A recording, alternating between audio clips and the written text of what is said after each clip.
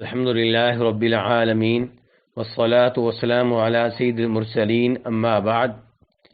ایک بہن کا سوال ہے کہ رسول اللہ صلی اللہ علیہ وسلم شعبان میں کثرت سے روزے رکھتے تھے، لیکن کچھ علماء کرام کہتے ہیں کہ شعبان کے آخری 15 دنوں میں روزے نہ رکھے جائیں، تو اس بارے میں وضاحت کریں کہ کون سا موقف درست ہے۔ تو گزارش یہ ہے کہ اس میں کوئی شک و شبہ نہیں ہے کہ نبی علیہ الصلاۃ والسلام شعبان کے مہینے میں کثرت سے روزے رکھتے تھے۔ امام مسلم رحمہ اللہ جناب عائشہ رضی اللہ عنہا سے روایت کرتی ہیں کہ وہ فرماتی ہیں کان یصوم شعبان کلہ، آپ شعبان کے پورے مہینے کے روزے رکھتے تھے۔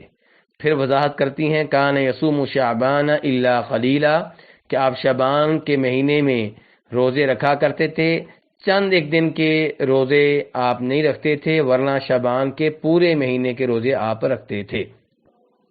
دوسری طرف وہ حدیث ہے جسے امام ابو داؤد اور ابن ماجہ وغیرہ روایت کرتے ہیں جناب ابو ہریرہ رضی اللہ تعالیٰ عنہ سے کہ نبی علیہ الصلوۃ والسلام نے فرمایا جب شعبان کا آدھا مہینہ گزر جائے تو اس کے بعد روزے نہ رکھو۔ اس حدیث کو شیخ البانی رحمہ اللہ نے صحیح قرار دیا ہے۔ تو اب ان دونوں حدیثوں کو جب جمع کیا جائے تو مفہوم یہ نکلے گا کہ شعبان کے آخری جو 15 دن ہیں ان میں روزے رکھنے سے اجتناب کرنا چاہیے، لیکن وہ آدمی یہ روزے رکھ سکتا ہے جو شعبان کے شروع سے روزے رکھتا چلا آ رہا ہے۔ ایسے ہی وہ آدمی بھی شعبان کے آخری 15 دنوں میں روزے رکھ سکتا ہے جس کی پہلے سے یہ عادت ہے۔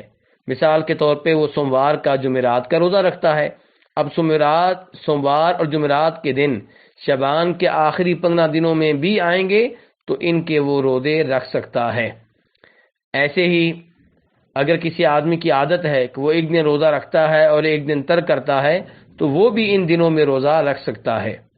ہاں، جو آدمی شعبان کے پہلے 15 دنوں میں روزے نہیں رکھتا اور سوموار جمعرات کے روزے رکھنے کی بھی عادت نہیں ہے، کو اور بھی ایسا سلسلہ نہیں ہے اور وہ شعبان کے آخری 15 دنوں میں روزے شروع کر دیتا ہے تو اس کے لیے ممانعت ہے۔